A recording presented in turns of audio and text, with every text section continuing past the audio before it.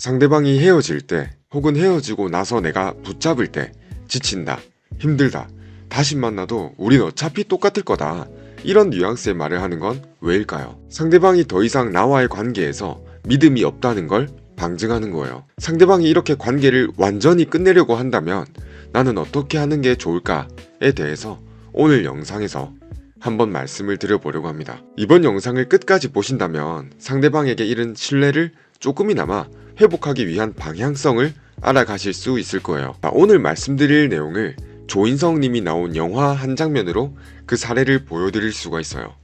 영화 더 킹에 나온 장면인데요. 자, 여기 잘생긴 조인성 님이 보이시죠?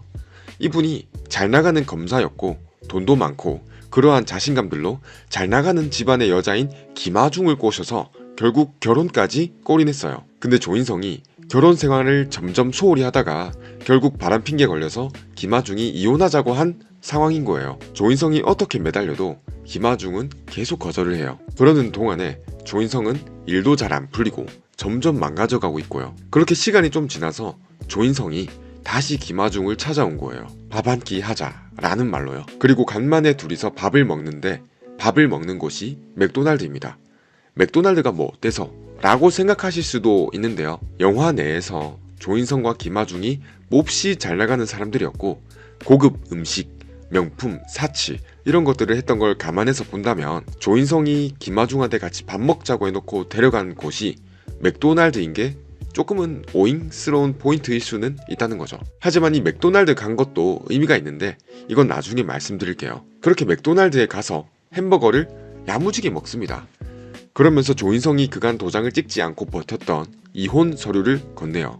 도장을 딱 찍어서요. 여기서 이제 김아중의 표정이 이전에 본인을 붙잡을 때와는 조금 달라져요. 그때 김아중이 하는 말이 여전하네 그 양아치 같은 눈 이라고 얘기를 합니다. 이게 욕이 아니라 김아중 본인이 처음에 조인성을 좋아했던 포인트가 그 양아치 같은 눈인데 조인성한테 그때의 바이브가 다시 풍겨졌다는 거죠. 그리고 결국엔 둘이 다시 잘 됐는데 잘 되고 나서 김아중이 하는 말이 이거예요. 만약 그때 조인성이 본인을 못 잊겠다고 사랑한다고 찾아왔다면 기분은 좋았겠지만 콧방귀도 안 끼고 일어났을 거다 라고요. 제가 이 내용을 통해서 뭘 말씀드리고 싶은지 어느 정도 눈치채신 분도 있을 것 같은데요. 사람마다 다 똑같이 적용되는 건 아니니까 이런 심리의 원리가 뭔지 한번 깊이 생각해 볼 필요가 있겠습니다.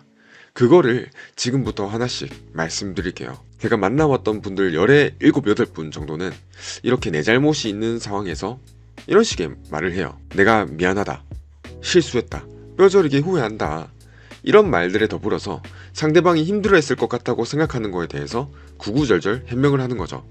이게 잘못됐다고 말씀드리는 건 아니에요. 내가 상대에게 잘못한 게 있으면, 상대방이 서운한 게 있으면 확실히 사과를 하는 게 맞고 그걸 개선하고 다시 만나고자 하는 의지가 있음을 보여줄 필요도 있습니다. 하지만 문제는 사과를 반복한다 라는 거예요. 한 번, 두 번, 세 번, 네 번, 5번 어휘나 표현 방식, 카톡이나 편지나 전화처럼 전달하는 매개체만 달라질 뿐 똑같은 내용의 사과를 계속 상대방한테 날리는 거예요. 근데 오히려 사과와 매달림을 반복할수록 상대방의 짜증을 더 돋구는 경우가 많습니다. 대체로 사람은 그래요. 내가 잘못한 걸 인정하면서 상대방이 받았을 서운하거나 짜증나거나 하는 사건들을 계속 떠올리게 만든다면 내가 저 자세를 계속 취하는 거기 때문에 이전보단 분명 조금씩 더 만만해지는 게 있습니다. 그러는 와중에 이전에 짜증났던 일들이 계속 생각나니까 괘씸함 때문에 분노는 점진적으로 증가하게 되는 거예요. 즉 상대방이 지금 짜증이나 화나는 것과 같이 부정적인 감정이 큰 상황에서 하는 반복된 사과와 매달림은 오히려 상대방의 부정적인 감정을 더 키울 수 있다는 거죠. 근데 이제 사과를 계속 하시는 분들의 마음이 뭔지는 알아요. 내가 신뢰를 잃은 게 크기 때문에 그 잃은 신뢰를 회복하기 위해서 상대방한테 사과는 반드시 해야 된다 라는 거죠. 여기서 여러분이 꼭 아셔야 될 첫 번째로 말씀드릴 중요한 내용이 있습니다. 그게 뭐냐면 내가 상대방으로 하여금 신뢰를 잃어서 헤어졌을 땐 이전과 같은 상태로 신뢰를 100% 회복할 수는 없다는 거예요. 아니 100%가 아니라 50%도 어려워요. 이걸 반드시 알아야 돼요. 이걸 잘 모르기 때문에 계속해서 내가 사과하고 잘못한 거에 대해 나열하는 겁니다. 나도 모르게 한 번 사과할 때마다 조금씩 신뢰를 회복하는 포인트를 쌓는다고 믿는 거죠. 근데 한번 예를 들어 볼게요. 만약 술 문제로 헤어졌다면 어떨까요?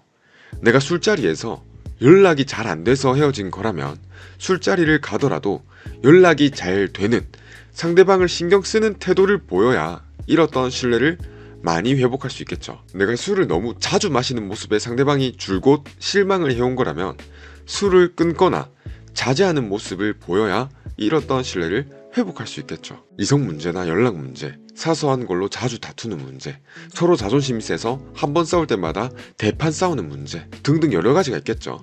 근데 이렇게 관계의 신뢰가 낮아진 상황에선 말만으로 신뢰를 회복할 수 있는 건 이 세상에 거의 없어요.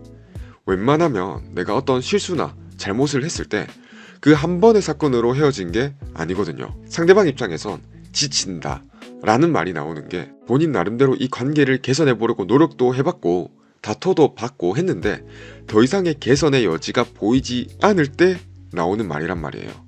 평소에 입버릇처럼 지친다는 뉘앙스의 말을 하는 사람이 아니라면 그 사람이 다시 만나도 우린 똑같을 거다, 더 이상 나는 힘들기 싫다, 이런 말을 하면서 헤어지는 건 헤어짐을 얘기하기 한참 전부터 이미 이 지친다, 이 관계가 맞는가 요런 생각을 해왔었고 그 결론을 확실히 내린 거란 말이에요. 그렇기 때문에 그런 상대방한테 말만으로 완전히 설득을 해보려고 하는 건 어렵다는 거예요. 신뢰를 100% 가까이 회복하려면 바뀐 모습, 바뀐 태도, 바뀐 행동을 내가 보여줘야 되는데 이게 헤어진 상황이라면 나의 변함을 증명하는데 한계가 있다는 거예요. 그러니까 우리는 이걸 염두에 둬야 돼요. 헤어진 관계에서 신뢰를 회복하는 건 무조건 한계가 있다. 신뢰를 절반이라도, 아니 30%라도 회복하는 것마저 몹시 힘들 수 있다 라는 걸요. 왜냐하면 그걸 염두에 두지 못하고 계속 내가 사과를 하면 어떨까요? 남아있던 나라는 사람에 대한 가치마저 점점 떨어뜨리는 모양새가 된다는 거예요. 이게 중요한 거예요. 내가 남자로서, 여자로서 어필할 수 있는 가치마저 더 낮아진다면 상대방은 나의 뭘 보고 다시 만날까? 이런 생각을 해볼 필요가 있다는 거예요. 물론 제가 계속 강조드리지만 내가 잘못한 게 있고 상대방한테 상처를 준 게 있으면은 사과를 하는 건 정말 중요합니다. 제가 사과를 하지 말라는 말은 아니에요. 그 부분은 꼭 이해해 주셨으면 좋겠습니다. 아까 영화로 보여드릴 때 다시 잘 되고 나서 김아중이 한 말이 뭐였죠? 본인한테 계속 매달렸으면 기분은 좋았을 것 같지만 콧방귀도 안 꼈을 거라고 했잖아요. 이 말은 즉슨 김아중 입장에서 본인의 자존감은 높아지고 상대적으로 조인성의 가치는 낮아지는 데서 오는 일종의 희열이나 어떤 복수를 성공했을 때의 쾌감과 같은 느낌은 받았을 거라는 거예요. 추측해보자면요. 그러니까 안 그래도 지금 나라는 사람이 딱히 신뢰도 없는데 이성으로서의 매력, 가치마저 떨어진다는 거예요.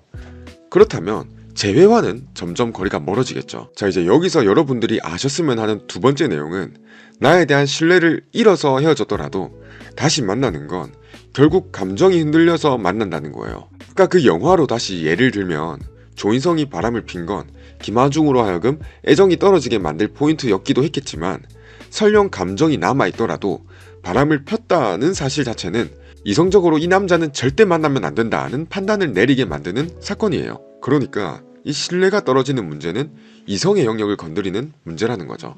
반면에 시간이 지나서 간만에 맥도날드에서 본 조인성의 모습은 옛날에 본인에게 보여줬던 그 모습, 즉 내 감정을 흔들리게 만들었던 그 모습이라는 거예요. 결국 그렇게 감정이 흔들려서 다시 만나는 거고요. 바람을 폈다 라는 그 논리적으로 비난할 수 있는 사실 자체는 변함이 없는데도 불구하고 사람이 멋져 보인다 라는 논리적으로 어떻게 설명하기 어려운 감정이 건드려지니까 결국 재회를 하게 됐다는 거예요. 그러니까 여러분이 신뢰를 잃어서 헤어졌더라도 다시 만나는 건 상대방이 여러분을 100% 다시 믿게 돼가지고 신뢰가 아주 회복이 돼가지고가 아니라 감정이 다시 올라왔기 때문에, 혹은 애초부터 감정은 계속 컸기 때문에 아주 많이 줄어들지는 않았기 때문에 한 번 더 믿어보자 라는 마음으로 재회를 한다는 거예요. 그래서 오늘 제가 강조하고 싶었던 그 두 가지 내용은 이거죠. 첫 번째는 내가 상대방한테 신뢰를 잃어서 헤어졌을 땐 이전과 같은 상태로 신뢰를 절반이라도 회복하는 건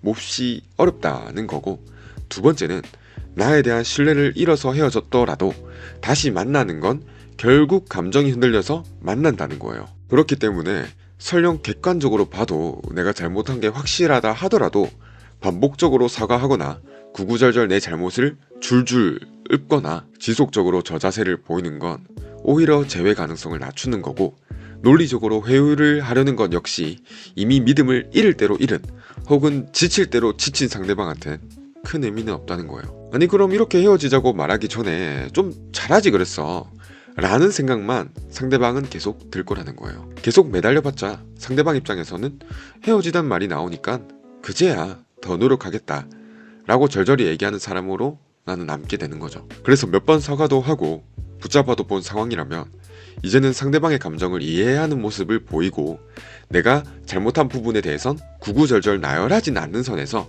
인정하면서 이별을 완전히 받아들이는 스탠스를 취한다면 훨씬 더 진정성이나 내가 변한 것 같은 느낌을 줄 수 있다는 거예요. 영화에선 조인성이 어떻게 했죠?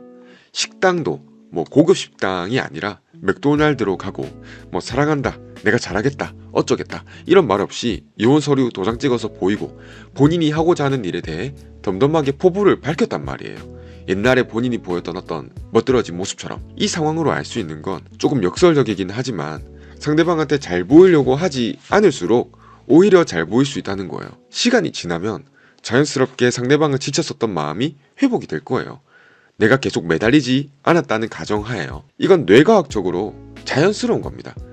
감정이 차분해지고 마지막 마무리를 괜찮게 했다면 사람의 뇌는 본능적으로 힘든 감정을 미화시키고 좋았던 감정들이 주로 남기 때문에 나와 사귀면서 느낀 좋았던 감정들이 헤어질 때 느낀 부정적인 감정들보다 커지거나 비슷해질 시기가 올 거예요. 그런 감정이 회복되면 그 감정 때문에 다시 한번 믿어볼까?